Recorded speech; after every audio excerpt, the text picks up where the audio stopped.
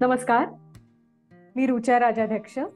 तुमच्या सगळ्यांचं स्वागत आहे मीट कलाकारच्या आर्ट अ जर्नी या टॉक शो मध्ये.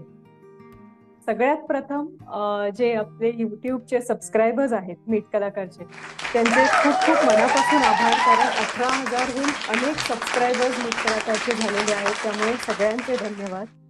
आणि आता बऱ्याच मीट कलाकारच्या व्हिडिओजमध्ये तुम्हाला सगळ्यांना मीट कलाकारची माहिती आहेच, पण जे आपले नवीन प्रेक्षक आहेत त्यांच्यासाठी एक पटकन सांगते की meetkalakar.com ही परफॉर्मिंग आर्टिस्टची वेबसाईट आहे, ज्याच्यावर 3,500हून जास्त कलाकार आहेत आणि सगळ्या प्रकारचे कलाकार आहेत. म्हणजे अगदी आपले पारंपरिक जे सांस्कृतिक कार्यक्रम करतात, म्हणजे जसं भोंडला, मंगळागौरीचे खेळ किंवा डोहाळ जेवण, या व्यतिरिक्त गायक, वादक, स्टँडअप कॉमेडियन्स, कुठलाही तुम्हाला कार्यक्रम जर हवा असेल तर त्याचे कलाकार आहेत.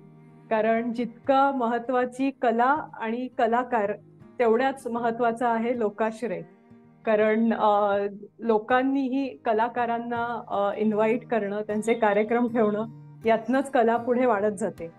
आणि याच विचारांनी आम्ही आर्ट जर्नीचं हे नवीन सत्र सुरू केलं आहे, ज्याच्यामध्ये आपण जे लोकाश्रय देणारी लोक आहेत, आपण म्हणू शकतो की कल्चरल अँबॅसेडर्स म्हणू शकतो आपण. महाराष्ट्र संस्कृतीचे जे अँबॅसेडर्स आहेत आपले, त्यांच्याशी आपण गप्पा मारतो. तर आज आपल्या बरोबर आहेत अपर्णा वाईकर. अपर्णा ताई, नमस्कार. नमस्कार.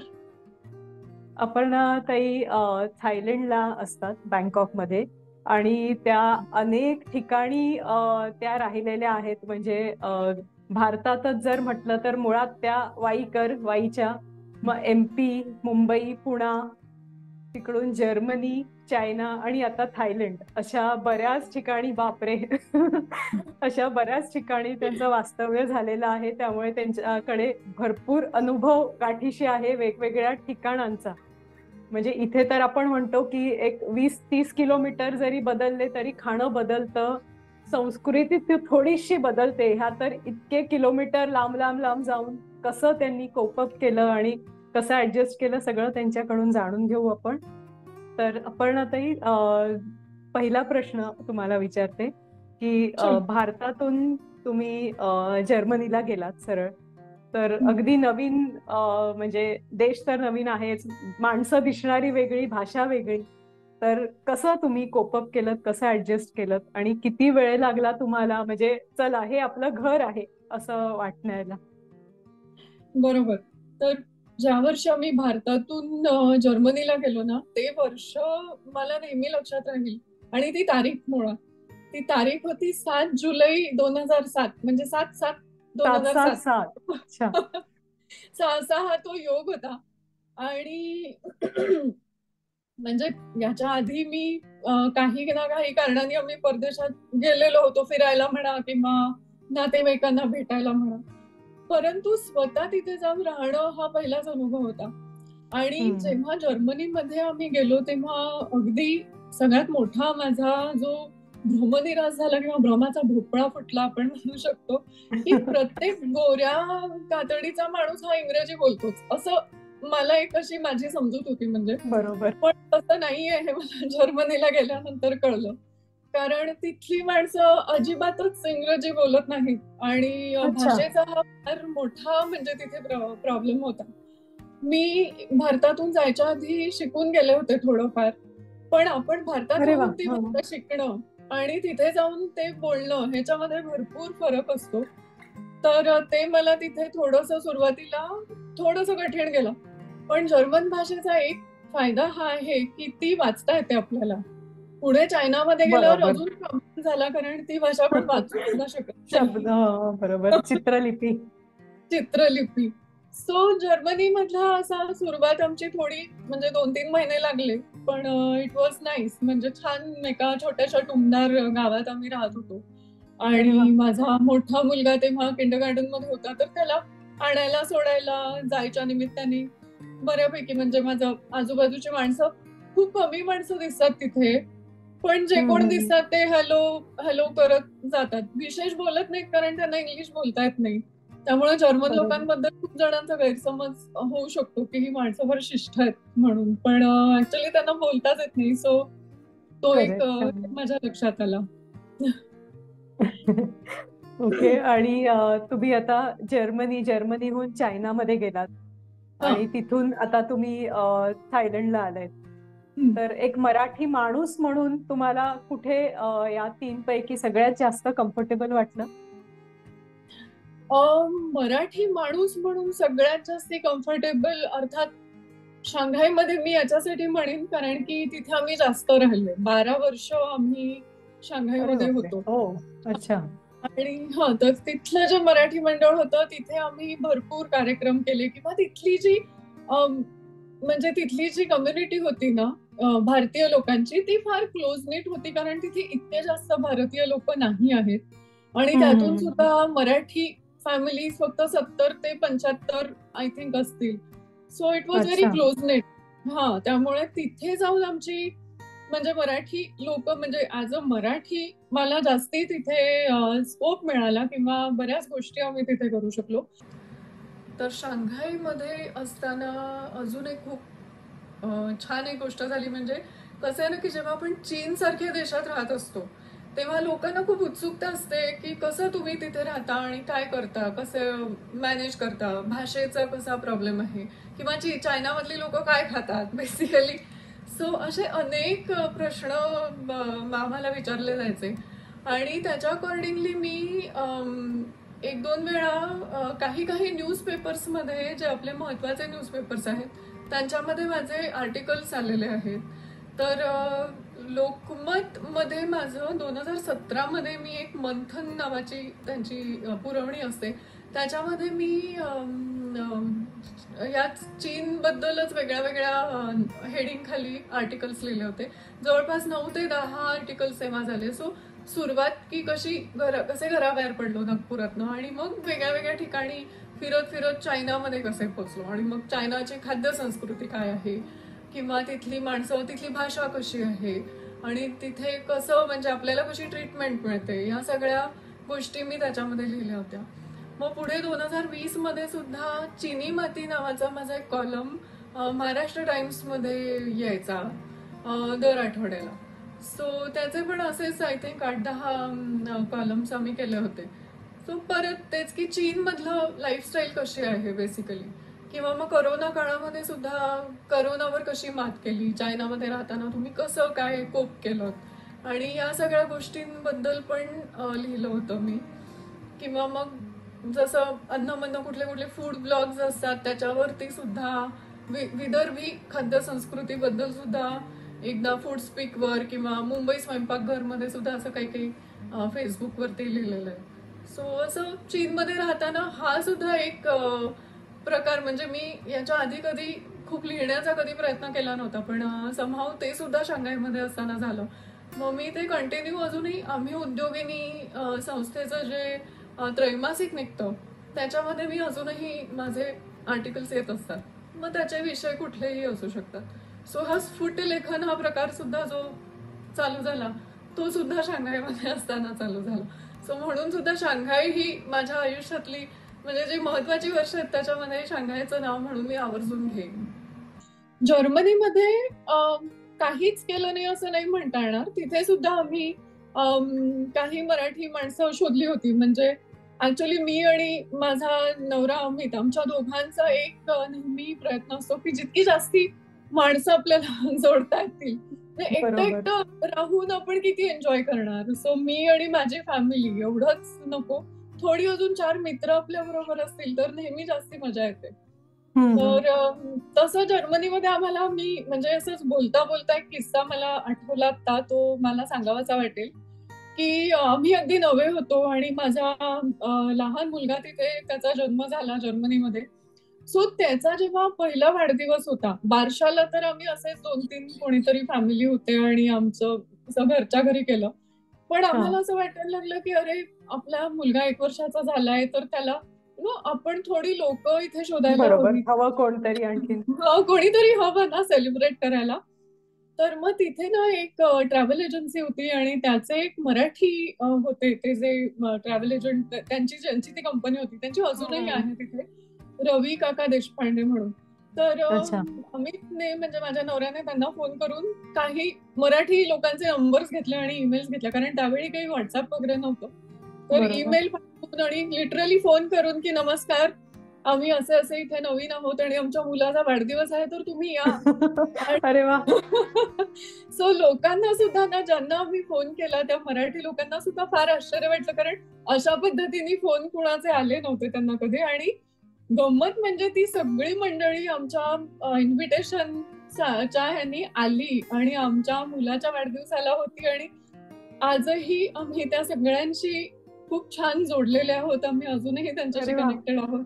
सो खूप छान, म्हणजे खूप जास्त लोक नव्हते जर्मनीमध्ये, लिमिटेड होते, 7-8च फॅमिलीज होत्या, पण आजही त्या फॅमिलींशी आम्ही आहोत कनेक्टेड. आणि कधी भेटलो की मस्त. पुन्हा म्हणजे आमची धमाल चालू होते. सो इट वॉज ते रिअली काय नाईस. शेवटी फिर भी दिल है हिंदुस्तानी, त्यामुळे. खरंय खरंय. आणि शांघायमध्ये आल्यानंतर तर मग खूपच म्हणजे बरीच लोक भेटत गेली आणि अम, तिथे अजून जास्त आम्हाला बऱ्याच गोष्टी करता आल्या, म्हणजे कारण आम्हाला दोघांनाही नाटक, गाणी या सगळ्यांची आवड हो. असल्यामुळे ते तसे तसे ग्रुप्स बनत गेले. शांघाईमध्ये 12 वर्ष राहिल्यामुळे आम्हाला भरपूर माणसं भेटली आणि खूप मित्र झाले. तर तिथला म्हणजे तिथलं जे होतं ते जास्ती आम्ही मराठीपणा आम्ही जास्त जगलो असं म्हणता हो, येईल. हो. बँकॉकमध्ये अजून नवे आहोत, 2-2.5 वर्ष झाली आहेत. पण इथे सुद्धा तसं होणार नक्कीच, कारण इथे सुद्धा अतिशय उत्साही आणि छान लोक आहेत, अच्छा. गाणारे आहेत. हा. तेच. अजून एक मला सांगावंसं वाटेल की जसं आम्ही शांघायमध्ये होतो तेव्हा आम्हाला जशी नवी नवी माणसं भेटत गेली किंवा तिथे ना थोडस आपल्याला आपल्या समाजासाठी पण काही करता आलं तर खूप चांगलं आहे, ही भावना बरोबर. सुद्धा आम्हाला शांघाईमध्ये आम्ही असताना जास्ती जाणवली. आणि कदाचित त्यामुळे असेल म्हणा, पण आम्हाला ना खूप छान तिथे दीपस्तंभ आणि मनोबल ही जी संस्था आहे त्याचे जे सर्वेसर्वा आहेत यजुर्वेंद्र महाजन, ते तिथे भेटले, ते काही कारणाने आले होते आणि आज आम्ही अजूनही त्यांच्याशी जोडलेले आहोत. किंवा स्त्री आधार केंद्र जी नीलम गोरेंची संस्था आहे, किंवा आम्ही उद्योगिनी मिनल मोहाडीकरांची आहे, किंवा नागपूरची एक आम्रपाली उत्कर्ष संस्था म्हणून आहे. अशा सगळ्या संस्थांशी सुद्धा आम्ही ना शांघायला असताना जोडले गेलो. आणि ते सुद्धा मला महत्वाचं वाटतं, म्हणजे सांस्कृतिक दृष्टीने आपण अजून अजून म्हणजे आपल्याला अनुभव येत बरोबर. जातो, कारण आपले मित्र तसे असतात. पण त्याच्याशिवाय सुद्धा समाजासाठी आपण काहीतरी, आपलं एक समाजाचं ऋण असतं. आपण भारतात राहत नाही, पण नक्कीच. भारतासाठी आपण काही करू शकतो. तर ती जी फिलिंग होती ती आम्हाला शांघायमध्ये आली.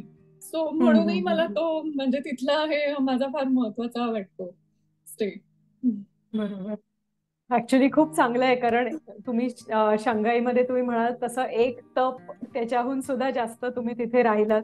आणि केवळ म्हणजे आपणच आपली फॅमिली असं नाही, तर ते त्याच्या पलीकडे जाऊन शिवाय सामाजिक सुद्धा भान तुम्ही राखलत आणि त्या प्रकारे काम सुद्धा केलं. पण तिथल्या तुम्ही शांघाई मराठी मंडळात सुद्धा तुम्ही अगदी चांगल्यारीत्या कार्यरत होतात. तर हो, काय प्रकारचं तिथे तुम्ही काम केलं किंवा तुमची जी तिथे कारकीर्द झाली त्याबद्दल थोडं सांगा. नक्की.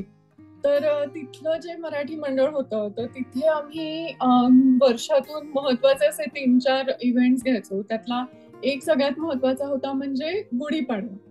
तर गुढीपाडव्याच्या तेव्हा आम्ही बाहेरचे म्हणजे भारतातले मोठे कलाकार असे बोलवायचो आणि त्यांचा काहीतरी कार्यक्रम करायचो. तर त्या दृष्टीने खूप छान छान लोकांशी आमचे संबंध आले. त्याच्यामध्ये अगदी प्रामुख्याने म्हटलं तर शरद पोंक्षे, दिलीप अच्छा. प्रभावळकर, जी आणि सुप्रियाताई पिळगावकर, ही नावं मी म्हणजे प्रामुख्याने घेईन, बरोबर, कारण म्हणजे हे मराठी सेलिब्रिटीज मराठी म्हणतो आपण सेलिब्रिटीजची त्यांना. आमची ओळख झाली. आणि सगळ्यात अजून एक मोठी गोष्ट म्हणजे तिथे आमच्या घरी आम्ही मंगेशकर परिवाराला आम्ही होस्ट करू शकलो. हा अरे वा. एक फार सुंदर अनुभव आमच्यासाठी होता, कारण पंडितजींचा कार्यक्रम तिथे होता शांघायला. आणि त्या निमित्ताने पंडितजी आणि त्यांचा परिवार हे शांघायमध्ये आले होते. तर अच्छा. त्यांना कुठल्या तरी हॉटेलमध्ये कसं ठेवायचं, कारण खाण्यापिण्याचा अतिशयच प्रॉब्लेम होतो बरोबर. तिथे. म्हणजे आपल्या सारखं जेवण किंवा असं काही मिळणार नाही. तर त्या दृष्टीने म्हणून ते आमच्या घरी आम्ही त्यांची राहण्याची व्यवस्था केली होती. आणि अतिशय साधी माणसं, एवढ्या मोठ्या लोकांना म्हणजे आम्हाला फार दडपण आलेलं. हो, पण ऑब्विसली. हो, पण फार छान, म्हणजे अतिशय साधेपणाने हे लोक सगळे आमच्याकडे राहिले. नंतर विभावरी आणि ऋषिकेश रानडे, म्हणजे विभावरी आपली विभावरी देशपांडे. जोशी आपटे जोशी. हा. आणि ऋषिकेश रानडे, हे लोक हे सुद्धा त्यांच्या बरोबर. म्हणजे ही इतकी छान मंडळी आम्हाला तिथे भेटली आणि ही सगळी इतकी साधी आहेत. तर ते खूप छान वाटलं आम्हाला की या सगळ्यांशी आम्ही कनेक्ट झालो, ते शांघायमुळे झालो. आणि अजूनही ते आमच्याशी आहेत, म्हणजे कनेक्टेड आहेत आणि आम्ही त्यांना होस्ट करू शकलो तिथे. सो हा सुद्धा एक मस्त. कल्चरली फार महत्वाचा अनुभव आहे असं मला वाटतं. आणि तर बरोबर. मराठी मंडळामध्ये म्हणजे हा एक भाग झाला की गुढीपाडवा. मग गणपतीचा खूप मोठा कार्यक्रम व्हायचा. तर गणपतीच्या कार्यक्रमांमध्ये आम्ही दरवर्षी वेगळी वेगळी थीम घ्यायचो. कधी नारी हम्म. शक्तीची थीम घेतली, कधी हास्य अशी थीम घेतली, कधी नवरसांची थीम घेतली. आणि त्या थीमवर आधारित आम्ही तो कार्यक्रम बसवायचो. सो हा कार्यक्रम असा नुसतीच सिनेमाची गाणी किंवा असं असे प्रकार किंवा त्याच्यावरचे नाच आणि असं नसायचं. तर खूप छान प्रत्येक थीमवर आधारित कार्यक्रम आमच्या तिथलेच लोकल सगळे आमचे जे मित्र होते ते सादर करायचे. आणि असे अच्छा. खूप सुंदर, म्हणजे सगळे कार्यक्रम अतिशय आपण म्हणतो ना दर्जेदार अशा पद्धतीचे कार्यक्रम तिथे होत होते. लोकल टॅलेंटला वाव. लोकल टॅलेंटला वाव. आणि भरपूर टॅलेंटेड माणसं होती आमच्याकडे. आणि ऍक्च्युली त्या सगळ्यांचा मिळून आम्ही एक शांघाय संगीत कट्टा नावाचा पण ग्रुप तिथे असताना बनवलेला आहे. तो अजूनही चालू आहे. आता ती मंडळी शांघायमध्ये नाही आहेत, पण हम्म. वर्षातून एकदा आम्ही जेव्हाही कधी कुठे भेटतो, कोणाकडे मुंज असते, कोणाकडे लग्न असतं, त्या बरोबर. निमित्ताने मग आम्ही हे शांघाय संगीत कट्टाचे कार्यक्रम काहीतरी बसवतो आणि सादर करतो. ते अजूनही कंटिन्यू आहे असं. अच्छा. वा, मस्त. ऍक्च्युली शांघायमध्ये असताना ना म्हणजे फक्त मराठी मंडळ किंवा मराठी लोक हा कधीच आमचा फोकस नव्हता खरं म्हणजे. तर माझ्या नवऱ्याने तिथे इंडियन असोसिएशनचा तो तिथला अध्यक्ष झाला. आणि 4 वर्ष हम्म. त्यांनी इंडियन असोसिएशनचे अध्यक्ष पद त्यांनी म्हणजे त्याच्याकडे होतं. आणि अच्छा. त्या सुमारास सुद्धा आम्ही खूप सारे कार्यक्रम केले. आणि सगळ्यात महत्वाची गोष्ट म्हणजे तेव्हा मोदीजींना आम्ही तिथे होस्ट केलं होतं, त्यांचा कार्यक्रम ठेवला अरे वा. होता. अच्छा. तर हा हे हा. सगळे अनुभव ना खूप महत्वाचे आहेत आणि ते आम्हाला प्रश्नच शांघायमध्ये नाही. केवळ, आम्ही चीन सारख्या देशामध्ये जनरली कोणी यायला बघत नाही, पण बरोबर. आमचा तिथला अनुभव हा फारच आम्हाला समृद्ध करणारा असा होता. समृद्ध आणि मी म्हणेन इवन मॅटर ऑफ प्राईड. इतक्या लोकांना, मोठ्या नक्कीच. मोठ्या लोकांना होस्ट करणं म्हणजे. खूप खूप छान वाटतं, म्हणजे आजही. त्यामुळे आम्ही जेव्हा असं आपण कधी विचार करत असलो की असं आठवून आपल्याला खूप छान वाटतं की किती छान छान अनुभव आणि किती छान छान माणसं आपल्याला भेटली तिकडे. बरोबर, नक्कीच. आणखीन एक मनात प्रश्न येतो की आता मीठ कलाकार मध्ये आपण परफॉर्मिंग आर्ट शिकवतो सुद्धा, हो म्हणजे हो. गायन वादन वगैरे. तर आमच्याकडे आता म्हणजे US मधले, ऑस्ट्रेलियातले वगैरे तर बरेच स्टुडंट्स आहेत, काहीच हे नाही. पण चायनामध्ये किंवा आता तुम्ही तिथे नवीन आहात थायलंडमध्ये, पण साधारण तुम्हाला एक काय अनुभव आला की अशा प्रकारे सुद्धा आपली संस्कृती जपण्याचा तिथे प्रयत्न असतो का? की लोकांना वाटतं का की अरे आपली मुलं जे इंडियन काही कला आहे, गायन वादन, ते शिकावं काय? बरोबर. त्याबद्दल काय सांगाल? नक्कीच. तर तिथे सुद्धा ना शांघायमध्ये आमचे काही मित्र होते जे काही लहान मुलांना तबला शिकवायचे किंवा म्हणजे आता अगदी हार्मोनियम नाही पण सिंथेसायझर शिकवायचे. आणि हम्म. त्याच्यामधनं म्हणजे आणि कोणी कोणी हिंदुस्थानी क्लासिकलचे सुद्धा ऑनलाईन क्लासेस आमचे काही मित्र अच्छा. घेत होते. सो ज्यांना शिकण्याची इच्छा आहे, ज्यांना असं वाटतं की आपण आपल्या संस्कृतीशी कनेक्टेड राहायला हवं, आपल्या मुलांना ते शिकवता यायला हवं, तर त्या सगळ्या गोष्टी तिथे खूप मोठ्या प्रमाणात नव्हत्या सुरू झाल्या, पण तरी सुरुवात झालेली होती. म्हणजे काहीतरी, ओके. जसं मी माझ्या मुलांना हिंदीच्या क्लासेसला घातलं होतं की हिंदी शिकता येईल त्यांना, आपली भाषा. कारण कधीच बरोबर. तुम्ही भारतात राहिले नसाल तर तुम्हाला हिंदी मराठी बोली भाषा येते, घरात आपण कानावरच बोलतच पडत नाही ना, आणि तसं हा. जास्त घर सोडून. म्हणजे घर सोडून बाकी ठिकाणी विशेष कानावर पडत नाही. पण तसं प्रयत्न आम्ही सगळ्यांनीच केला होता की हिंदी तरी शिकायची, म्हणजे ती आपली राष्ट्रभाषा आहे तर ती मुलांना यायला बरोबर. हवी. आणि गाणी मराठी किंवा हिंदी, म्हणजे बेसिकली थोडंसं आपल्या संस्कृतीशी त्यांचा परिचय व्हायला हवा. किंवा काही काही ठिकाणी क्लासिकल डान्सेस सुद्धा शिकवत होते. काही तिथे थोड्या थोड्या काळासाठी, फक्त तिथे काय व्हायचं की 2-3 वर्षांसाठीच लोक यायची.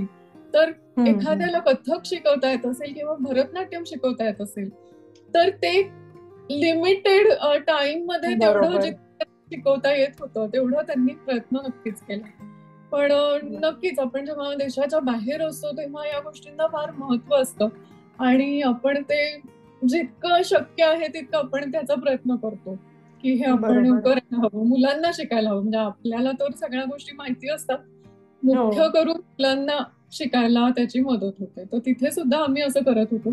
इथे बँकॉकमध्ये तर खूप मोठा भारतीय समाज आहे, त्यामुळे इथे हे सगळे क्लासेस आणि हे फारच जोरदार सगळीकडे चालू असतं. तर इथे अच्छा. राहणाऱ्या मुलांना जास्ती फायदा आहे असं मी म्हणेन. कारण इथे एक तर येणारी माणसं सुद्धा ना भरपूर भरपूर वर्ष राहतात. म्हणजे आम्हाला अच्छा. इथे 30 वर्ष राहिलेली सुद्धा मंडळी भेटलेली आहेत. हो. अच्छा. हा हा, म्हणजे तर त्यामुळे कसं की त्यांची मुलं ही कदाचित कल्चरली जास्त समृद्ध असतील आमच्या मुलांपेक्षा असं मला वाटतं. कारण की कुठला नृत्य प्रकार किंवा गायन प्रकार एका ठिकाणी राहून जेव्हा आपल्याला शिकता येतो तेव्हा त्याचा नक्कीच फायदा होतो. तर तो बरोबर. फरक शंघाय आणि बँकॉक मध्ये डेफिनेटली आहे. जसं US वगैरे मध्ये राहणाऱ्या मुलांचं असतं ना की ते अगदी पूर्ण म्हणजे 12 वर्ष ती मुलगी कथक किंवा भरतनाट्यम शिकून ते हो, हो, अरंगेत्रम हो. करू शकते, हो. कारण की ती एकाच ठिकाणी तेवढी वर्ष असते, करेक्ट, करेक्ट. शिक्षिका सुद्धा तिथे असते. तसं इथे सुद्धा पॉसिबल आहे आणि काही लोकांनी ते कदाचित केलंही असेल. म्हणजे इनफॅक्ट तुम्ही आता म्हटल्यावर माझ्या लक्षात आलं खरंच मला तुमचं फार कौतुकसं वाटतं की तुम्ही इतकं लांब राहून सुद्धा हे सगळं जपण्याचा इतका प्रयत्न करता. आणि तुम्ही म्हणालात तसं की काही लोक येतात, थोडे वर्ष राहतात आणि ते निघून जातात, त्यामुळे ते शिकण्याला पण लिमिटेशन येतं. म्हणजे आता अरे करेक्ट. ह्या शिकवत होत्या, आता ह्या टीचरच तिकडे कुठेतरी रिलोकेट झाल्या तर काय करायचं. म्हणजे हा अनुभव आम्ही खूप जणांकडनं US मध्ये पण ऐकलं. म्हणजे म्हणून इनफॅक्ट म्हणजे आमच्याकडे इतके स्टुडंट्स आहेत की ऑनलाईन क्लासेस होतात. त्यामुळे तुम्ही कुठेही गेलात तरी मग ते आमच्याकडे बरेच स्टुडंट्स आहेत, तुम्ही म्हणाल तसं की आता 7-8 वर्ष ती लोक ती कला जोपासतायत. जरी बरोबर रील आहे. तरी त्यांना काही तो फरक पडला नाही. हो हो. आणि कदाचित कोविडनी आपल्याला ती एक अजून हे दिली असं मला वाटतं. म्हणजे कोविड हा अतिशय वाईट होता, करोना काळ, पण हो, हो. जास्तीत जास्त आपण ऑनलाईन ह्याच्यावरती रिलाय करायला लागलो आणि मग तेव्हा आपल्याला लक्षात आलं की अरे बऱ्याच गोष्टी आपल्याला ऑनलाईन शिकता येतात, करता येतात. सो बरोबर. आणि तो पण ते एक मुद्दा भारतात आहे. लोक खूप टेक्नॉलॉजिकली सॅव्ही झाली. म्हणजे हो इन अ वे हो. कोविडमध्ये भारतात ही एक प्रगती झाली की लोक ज्यांना स्काईप सुद्धा म्हणजे फक्त कॉर्पोरेट हे सोडलं आणि थोडे सोडलं तर माहिती नव्हतं, तर बऱ्याच जणांना ऑनलाईन मीटिंग हा प्रकार कळायला लागला. बरोबर बरोबर. आणि एक हे म्हणजे की तुम्ही आता जर्मनीत थोडं जर्मनीत होतात किंवा इथे सुद्धा या मंडळात होतात. थायलंडमध्ये सुद्धा तुम्ही मंडळात आहात म्हणजे. हो. तर साधारण हे काय असतं, म्हणजे सगळ्या मंडळांचं जे कार्य असतं ते सिमिलर पद्धतीने चालतं का, कसं एक त्यांचं फंक्शनिंग असतं? हा, साधारण कसं असतं की प्रत्येक मंडळाला आपल्या संस्कृतीशी रिलेटेड कार्यक्रम नेहमीच ठेवायचे असतात. की जसं आपण बाहेर राहतो इथे असं 10-10 दिवस गणपती बसवून सगळे सेलिब्रेशन करणं पॉसिबल नसतं. तरी आय थिंक बरोबर. बँकॉक स्टील डुएबल, कारण की इथे बऱ्यापैकी हिंदू समाज भरपूर मोठा आहे. म्हणजे विश्व हिंदू परिषदेचं सुद्धा खूप मोठं काम आहे इथे. अच्छा. आणि त्याच्याशिवाय म्हणजे गणपती ही एक गोष्ट झाली, पण जसं आपण म्हणू हळदी कुंकू हा प्रकार आपल्याकडे भरपूर इथे पण आम्ही एकमेकींकडे हळदी कुंकवांना जातो. किंवा अच्छा. लहान मुलांचं म्हणजे इथला चिल्ड्रन्स डे वेगळा असतो, पण आपल्या चिल्ड्रन्स डे ला सुद्धा लहान मुलांचे कार्यक्रम ठेवायचे. तर त्याच्या हम्म. दृष्टीने सुद्धा काही काही सगळी मंडळं या दृष्टीने प्रयत्न करतात की लहान मुलांना तुम्ही कल्चरली कसं समृद्ध करू शकता, त्यांच्या कानावर जास्तीत जास्त या गोष्टी कशा पडतील, किंवा हम्म. म्हणजे त्यांना हिंदी गाणी किंवा क्लासिकल म्युझिक, काही काही लोकांना क्लासिकल डान्सिंग हा प्रकार कसा समजेल, नाटकांची आवड कशी लागेल, कशी निर्माण होईल. कारण आजकाल म्हणजे जी नवीन मुलं आहेत ती सगळी के पॉप आणि हे सगळं फार त्यांचं सगळं म्हणजे त्यांना माहिती आहे, बरोबर. हो. किंवा फार तर फार बॉलिवूड थोडंफार ज्यांना आवड आहे त्यांना माहिती असतं, पण त्याच्याशिवाय दुसरं काही तुम्हाला त्यांना दाखवता आलं तर हा प्रयत्न सगळ्याच मराठी मंडळांचा असतो. त्यामुळे बरोबर. आणि जितकं म्हणजे कल्चरली आपल्याला मी म्हंटल तसं जितकं समृद्ध करता येईल तितकं हा. प्रयत्न आम्ही करतो. ओके. सुद्धा कुठली शिकवायला कुणाला येत असेल तर तसं सुद्धा करायचं, किंवा लहान मुलांचे दिवाळीच्या निमित्ताने तर दिवाळीचं काय महत्व आहे, मग त्या मुलांना आकाशकंदील बनवायला शिकवायचं, किंवा पणत्या रंगवायला, किंवा असे हा. सुद्धा इव्हेंट्स आम्ही करत असतो मराठी मंडळाकडनं, अरे वा, की ज्यामुळे मस्त. त्यांना म्हणजे असं काहीतरी केल्यासारखं पण वाटतं की अरे वा, मी बनवलेला आकाशकंदील आहे आणि तो माझ्या घरात लागतोय, असं त्या मुलांना सुद्धा म्हणजे अशा छोट्या छोट्या गोष्टी आहेत ह्या, बरोबर. पण त्यांनी सुद्धा भरपूर इम्पॅक्ट होतो. नक्कीच नक्कीच. नक्कीच. हो. एक तुम्ही म्हणजे बोलताना तेव्हा सांगितलं होतं की तुम्ही स्वतः सुद्धा मोझॅक पेंटिंग करता. तुम्ही हो शिकला हो. आहात आणि मला वाटतं तुम्ही शिकवता सुद्धा होय मोझॅक होय. पेंटिंग. हा. तर आम्हाला त्याच्याबद्दल थोडं सांगाल का, आणि काही असं आहे का दाखवायला जे तुम्ही केलं असेल असं? नक्की नक्की. तर हे मोझॅकची सुद्धा सुरुवात माझी ना शांघायमध्ये झाली, कारण मी अच्छा. नवीन होते. 2009 मध्ये आम्ही तिथे गेलो जर्मनी सोडून, आणि सुरुवातीचा काळ सगळाच म्हणजे कुठूनही आपली जेव्हा आपण एक घर सोडून दुसरीकडे जातो तेव्हा थोडस कठीण असतंच. आणि हे तर म्हणजे एका ते देशातनं पण दुसऱ्या मी म्हणेन की मोझॅक देशात सारखंच आहे. अगदी एकीकडून बरोबर. दुसरीकडे जाणं. एकीकडून दुसरीकडे जायचं, ते पझल असतं, ते पझल बरोबर आपण तिथे बरोबर. तिथे स्वतःला फिट करायचं. सो हे करताना तिथे मला एक कम्युनिटी सेंटर शांघाय ही तिथली एक अच्छा. ऑर्गनायझेशन होती की जी एक्सपॅट्रिएट्सच्या बायकांसाठी किंवा मुलांसाठी बनलेली हम्म. स्पेशली. कारण कसं असतं ना की तिथे जेव्हा तुम्ही एक्सपॅट म्हणून जाता, स्पेशली चायना सारख्या देशामध्ये जिथे भाषेचा सगळ्यात मोठा प्रॉब्लेम आहे, आणि तिथे जाऊन तुम्ही काहीच कम्युनिकेट करू शकत नाही लोकल लोकांशी. सो ही जी एक्सपर्ट कम्युनिटी असते ते मग एकमेकांसाठी तुम्हाला काही येत असेल तर तुम्ही ते शिकवायचं, किंवा दुसरं काहीतरी तुम्ही दुसऱ्यांकडनं शिकायचं. तर हा भाषा हा. शिकू शकता, किंवा जसे काही म्हणजे आर्ट फॉर्म्स. कल्चरल एक्सचेंज असं म्हणता येईल त्याला. करेक्ट, कल्चरल एक्सचेंज सारखं. तर अशा एका ह्याच्यामध्ये मी एका ऑस्ट्रेलियन माझी टीचर होती, ती त्या सीसीएस मध्ये मोझॅक शिकवायची. आणि अच्छा. मोझॅक हा प्रकार माझा अतिशय आवडता होता, म्हणजे मी खूप ठिकाणी ते पाहिलेलं होतं, आणि मला असं वाटायचं की हे म्हणजे माझ्या घरात मला विकत घेता आली ही वस्तू तर खूप छान. म्हणजे जर्मनीमध्ये मला 1-2 ठिकाणी दिसलेलं, पण ते खूप महाग होतं त्यामुळे मी ते कधी घेऊ शकले नाही. आणि त्याच्यानंतर जेव्हा मी इथे त्याचे क्लासेस पाहिले तर मला ते फार छान वाटलं की अरे हे मला शिकता येणार. आणि अतिशय हम्म. वेगळ्या पद्धतीची ही कला आहे की ज्याच्यामध्ये आपण काचेचे किंवा सिरामिकचे तुकडे तोडतो एका हा. विशिष्ट प्रकारच्या कटरनी, आणि त्याचं एक डिझाईन आपल्याला जे काय हवं असेल ते आपण त्याच्यातनं निर्माण करायचं. आणि ते म्हणजे एक सिमेंट किंवा असा एक प्रकार जो टाईल ग्राउट म्हणतात त्याला, ते लावून ते फिनिश करायचं.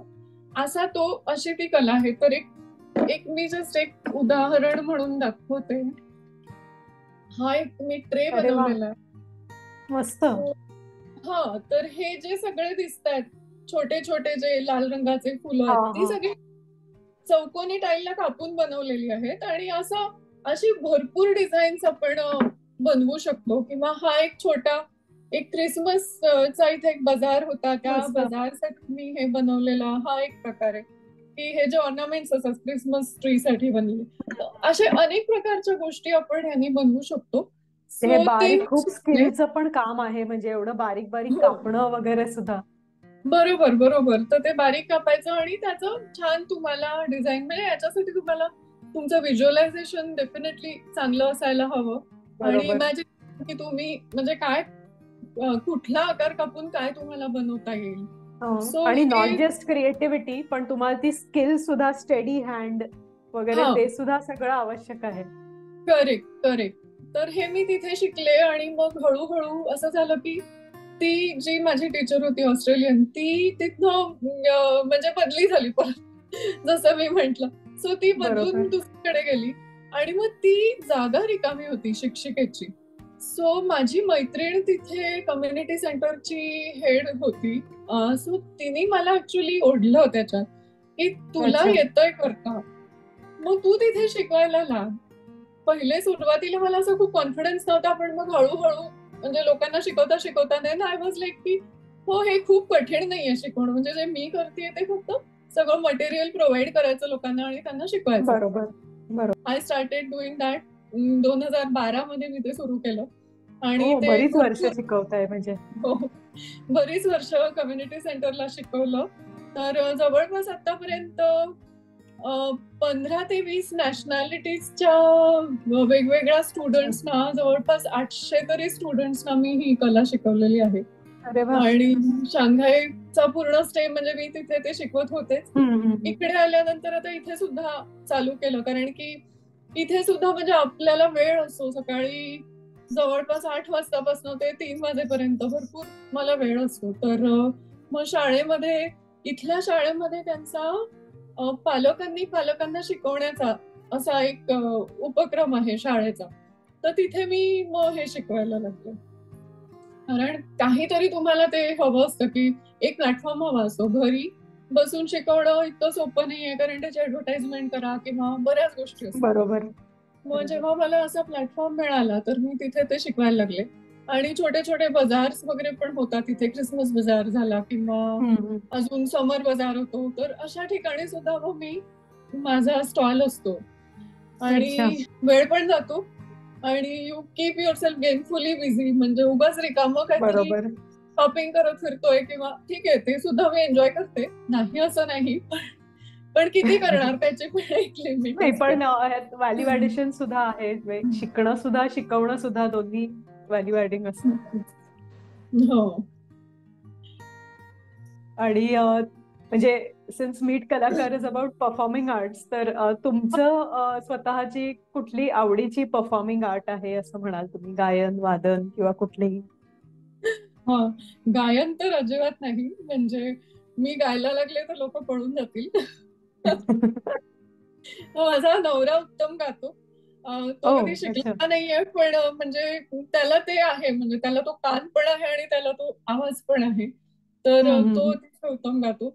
मी शाळेत वगैरे असताना नाटकांमध्ये कामं केलेली आहेत आणि नाटकात अच्छा. काम करणे हा माझा एक फार आवडीचा म्हणजे परफॉर्मिंग ऍक्टिंग. आर्टचा प्रकार होता. हा, म्हणजे जसं प्रत्येकाला एका गोष्टीची आवड असते. कलेची आवड सुरुवातीपासून होती, तर ड्रॉइंग, पेंटिंग किंवा या सगळ्या गोष्टी होत्या. पण बरोबर. ऍक्टिंग हा एक माझा फार जीवाचा, काय म्हणतो आपण, जीवाभावाचा असा विषय क्लोज टू होता. हार्ट.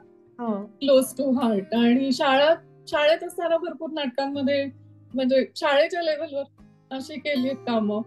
पण लहान गावांमधनं कसं असतं ना की खूप त्याच्याशी आपल्याला म्हणजे त्याच्यामध्ये आपण फार जास्त काही करू शकत नाही.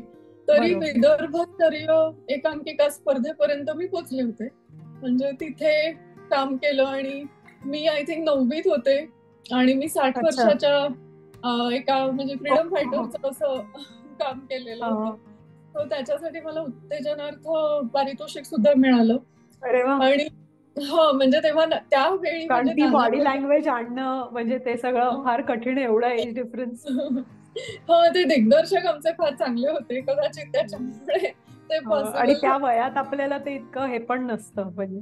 तेवढं खरं. समजत नसतं, पण त्यांनी ते खूप हो. छान करवून घेतलं माझ्याकडून. आणि मला अजूनही खूप छान म्हणजे आहे माझ्याकडे ते फोटो सगळे ठेवलेले, की नाना पाटेकर आणि राजदत्त जे दिग्दर्शक होते सिनियर, हो. त्यांच्या हस्ते अच्छा. मला तो पुरस्कार तेव्हा मिळाला होता. अरे वा. पण त्याच्यानंतर मग असं होतं ना की पुढे मग कॉलेज लेवलला वगैरे असं काही नाही, कारण असं जसं पुणे मुंबईमध्ये पुरुषोत्तम करंडक किंवा फिरोदिया करंडक हे सगळे जे होतात बरोबर. ना, ते चंद्रपूर नागपूरकडे असला काहीच प्रकार होत नाही. हम्म. त्यामुळे मग कुठेतरी ते लिमिटेशन येतं. आणि जर का मला म्हणजे आताची मी जर का असते, म्हणजे मला कधी कधी म्हणजे आपल्याला असं एक गंमत म्हणजे सांगते की हो. आपण असे जसे मोठे होत जातो तशी तशी आपली हे वाढत जाते, किंवा मॅच्युरिटी म्हणा किंवा थोडा बोल्डनेस येत जातो. तर बरोबर.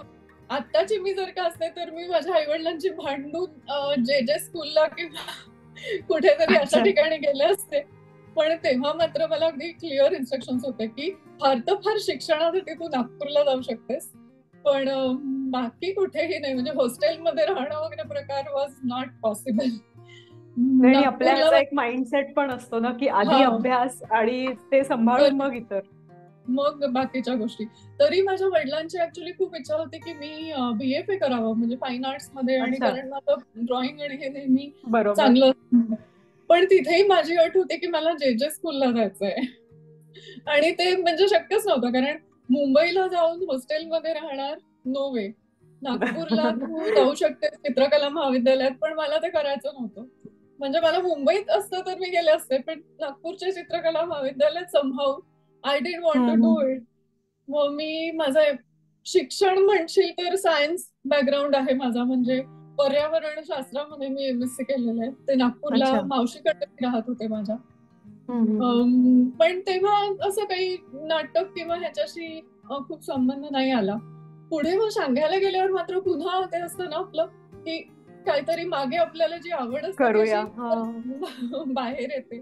तशी मग ती चांगल्या संगीत कट्टाच्या निमित्ताने बाहेर आली, आणि तिथे आम्ही एक शांध्या रंगमंच नावाचं हिंदी सुद्धा एक हे संस्था, अच्छा. छोटीशी ऑर्गनायझेशन होती, आमच्या एका हिंदी मित्रांनी ती चालू केलेली. आणि त्याच्या थ्रू आम्ही हिंदी नाटक केलेलं होतं, आषाढ का एक दिन म्हणून. म्हणजे अच्छा. मग कालिदासांच्या जीवनावर आधारित असं ते नाटक होतं. तर त्याच्यामध्ये काम करण्याचा मला म्हणजे तो एक चान्स मिळाला, वा. आणि दॅट वॉज फन. म्हणजे खूप मजा आली आम्हाला ते सगळं करायला. सो बेसिकली ही प्रोसेस जी आहे, नाटकात काम करणे आणि त्याचे रिहर्सल्स करणे, हे सगळं छान आम्ही खूप एन्जॉय केलं. आणि आता सध्या तरी असं काही पुढे मला म्हणजे असं वाटत नाही की कुठे काही त्याच्यामध्ये मला करता येईल. चान्स मिळाला तर डेफिनेटली. आवडेल नक्कीच. पण आता तशी लिमिटेशन्स येतात आपल्याला. आधी आपण जितकं बरोबर. बिनधास्तपणाने करू शकतो, आता थोडी घराची जबाबदारी, मुलं, करेक्ट. या सगळ्या गोष्टींमध्ये मग आपले या सगळ्या आवडी थोड्या बाजूला पडतात. म्हणून पण माझी यू हॅव फक्त got mosaic painting and yes. Alternate to that. की तिथे मी माझी क्रिएटिव्हिटी जितकी दाखवायची तितकी दाखवू शकते मोझॅकच्या द्वारे. सो आय एम बरोबर. हॅपी. असं काही नाहीये की मी अगदीच घरात बसली आणि काहीच करत नाहीये. So that's also nice. Right. मस्त. आणि एक जाता जाता पटकन प्रश्न, की हा. जर्मन, शंघाई का थायलंड? हा खूप कठीण प्रश्न आहे. कारण कसं आहे ना, की प्रत्येक ठिकाणी जिथे जिथे मी होते तिथे तिथे मी ते दिवस एन्जॉय केले होते. पण तरी उत्तर द्यायचं असेल तर डेफिनेटली शांघाय. कारण की शांघायनी आम्हाला जे दिलं आहे, जी समृद्ध मित्र संपदा मी म्हणेन, की ज्यांनी आम्ही खूप समृद्ध बरोबर. झालो, ते मित्र आजही आमच्या बरोबर आहेत. आणि म्हणजे माझ्या सासऱ्यांच्या आठवणीत आम्ही दरवर्षी एक कार्यक्रम करतो नागपूरला.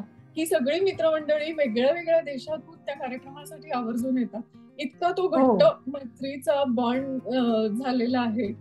सो म्हणून आय बरोबर. थिंक तुम्ही म्हणालात की सासरे सगळ्यात तुमचे डॉक्टर परफेक्ट. होते ना, हो, युद्धाच्या काळात ते डॉक्टर होते ना, सासरे हो, तुमचे. डॉक्टर होते. आणि त्यांनी एक अतिशय खूप छान असं पुस्तक, म्हणजे त्यांनी बरीच पुस्तकं लिहिली, पण एक डिक्शनरी आहे आईना ए गझल नावाची, ती त्यांनी अच्छा. लिहिली.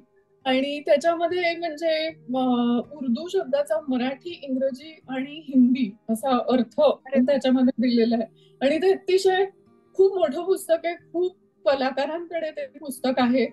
आणि म्हणून आम्ही म्हणजे त्यांच्या स्मृतीमध्ये आम्ही दरवर्षी नागपूरला डिसेंबरमध्ये हम्म. कार्यक्रम करतो. वेगळ्या अरे वेगळ्या वा. हा, कलाकारांचे हा. आतापर्यंत झाले. सो अच्छा. काहीतरी म्हणजे त्यांचं नाव जिवंत राहावं याच्यासाठी हा आमचा एक छोटासा प्रयत्न आहे. मस्त. सो ऍक्च्युली खूप छान वाटलं अपर्णाताई तुम्ही आलात आणि जे खूप छान गप्पा झाल्या आमच्या, खूपच छान वाटलं. धन्यवाद. आणि thank you I so am much. Sure की प्रेक्षकांना सुद्धा हे खूप आवडलं असेल आणि ते खूप एन्जॉय करतील. प्रेक्षकांना एकच रिक्वेस्ट आहे की 18,000 लोकांनी सबस्क्राईब केलंय, तर तुम्ही सुद्धा सबस्क्राईब करा युट्यूब चॅनल मीट कलाकारचा. तर हो. आपण पुन्हा भेटू पुढच्या इंटरव्ह्यू मध्ये असेच रसिक प्रेक्षक घेऊन त्यांच्याबरोबर गप्पा मारू. आणि जे बाहेर आहेत पण आपल्याशी जोडलेले आहेत तरी सुद्धा त्यांच्याशी आपण गप्पा मारू. भेटू पुढच्या एपिसोड मध्ये मीट कलाकारच्या आर्ट जर्नी टॉक शो मध्ये.